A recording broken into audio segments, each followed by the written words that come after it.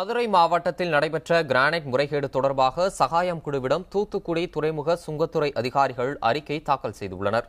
தூத்துக்குடி துறைமுக சுங்கத்துறை உதவி ஆணையர் தலைமையில் சகாயம் குழுவை சந்தித்த அதிகாரிகள் கடந்த 2000 ஆண்டு முதல் ஏற்றுமதி செய்யப்பட்ட கிரானைட் கற்கள் குறித்த விவரங்களை அளித்தனர்.